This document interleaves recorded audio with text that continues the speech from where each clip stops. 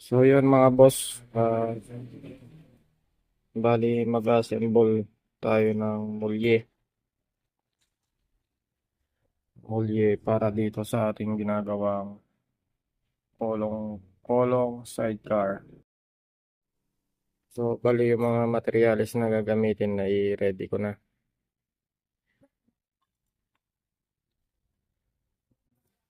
Ito mga boss, makapal na flat bar to.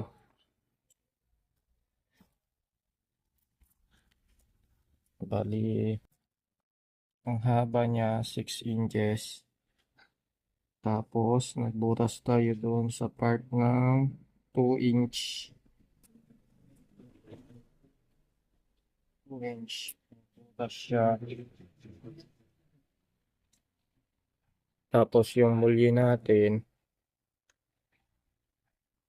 ang haba niya ay 31.5 inches.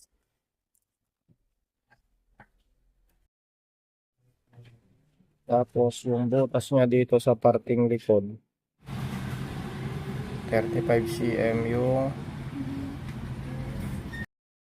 niya. Tapos yung lapad ng mulye natin, yan, 7 cm. Tapos kung ano lapad ng mulye natin, mas malapad lang ng konti yung lagay ng bushing. Yan, para mas matibay. So, balik tatlo to, pare-pareho yung sukat. Tapos, ito namang isang lagay ng bushing. Balik kung gaano lang kahaba yung isang buong bushing. Yun lang yung ginagawa ko. Dito siya ilalagay sa ating bareta. Ayan. Bali, itong bareta natin mga boss, 25 mm yan. Tapos, ang haba naman yan, 31. So, depende na lang sa inyo kung gaano kalapad din yung sidecar na ginawa nyo. Ganun din yung gagamitin ninyong sukat. O kaya, pwede rin mas maikli. So, depende sa inyo mga boss. Pero mas matibay kasi kung mas mahaba. Tapos, ito yung gagamitin nating clamp mamaya. Pang-clamp natin dito. Yan, kakabit natin yan dyan. Ito gagamitin natin. Tapos, ito yung magiging hanger naman niya sa harap. Dito, ganyan yan. Ito naman yung sa likod. Yan. Para mag-connect yung dalawa.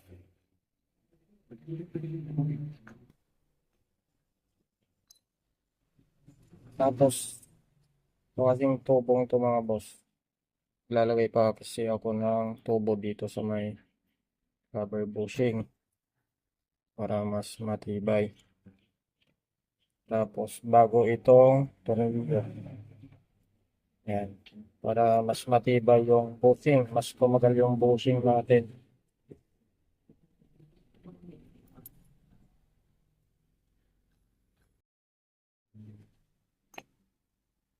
So, balik pala ito, flat pan na to.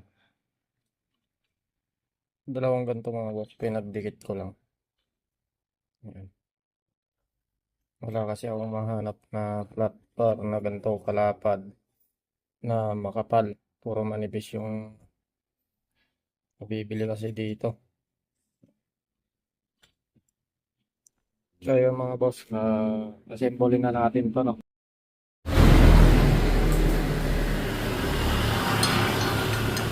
So bali meron pa pala to mga boss, no? Nakalimutan ko, ididikit pa natin to dito. Yan, kakabit pa natin dyan, tapos dito. Magiging ganyan po yan.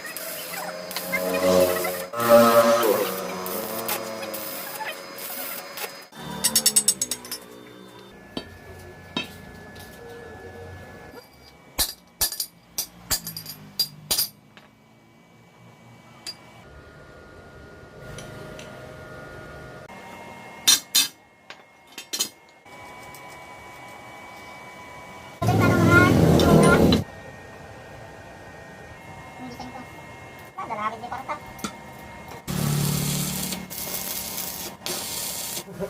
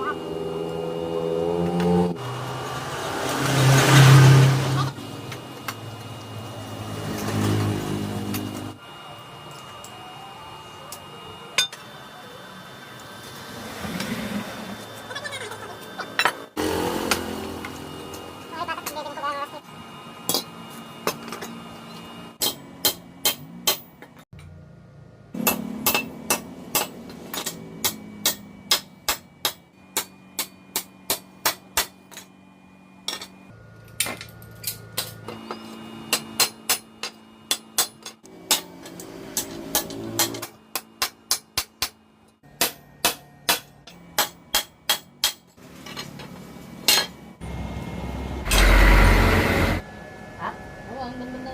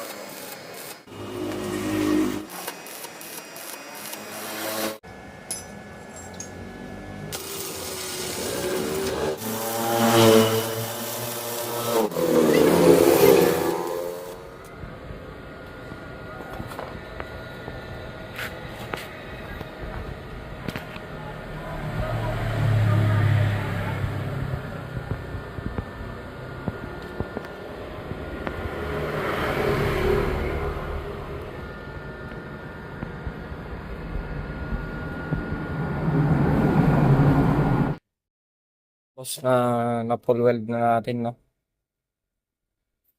Bali, yan.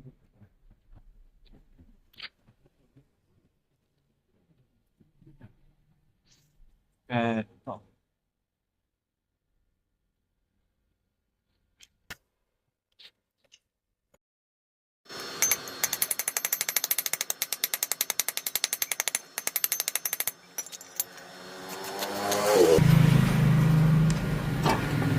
Bali, mainit pa po kasi yan, no? Palalagmigin muna natin bago natin lagyan ng cover bushing.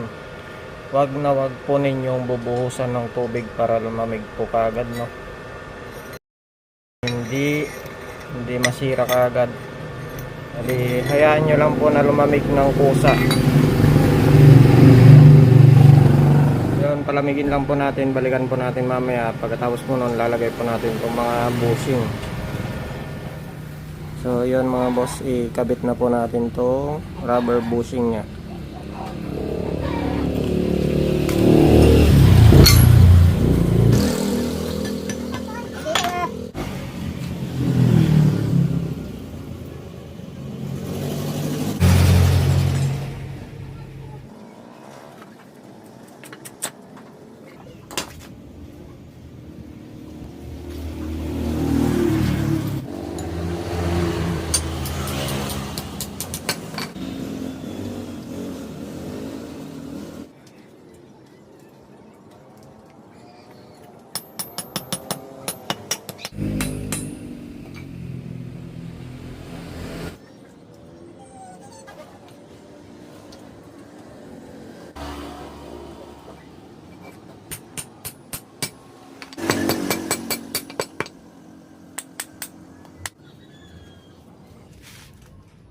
bali ganito po yung magiging tsura niya. Meron siyang tubo pa sa gitna. Yan, para mas matibay po yung ating bushing.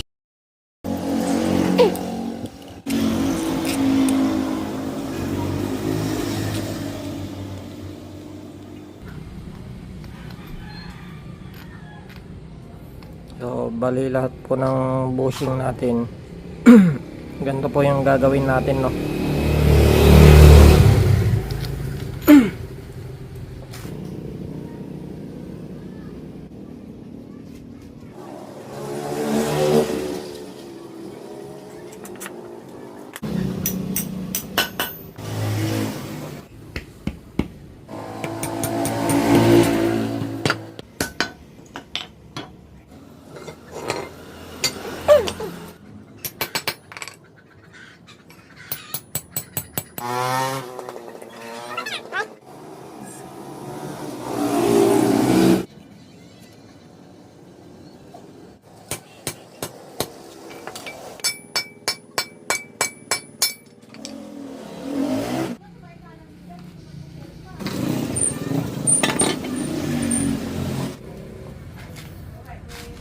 So, ayun mga boss, no? Bali, kung gusto nyo mas matibay yung rubber bushing nyo, mas tumagal, lagyan nyo rin po ng tubo sa gitna. Pagka ganito kasi, sigurado mas tatagal yan.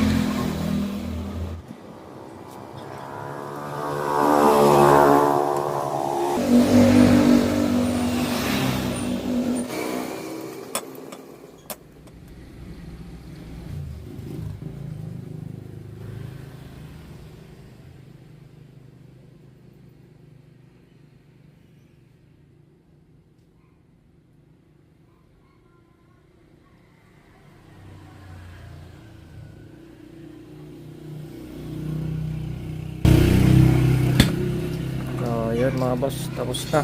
Buo na natin.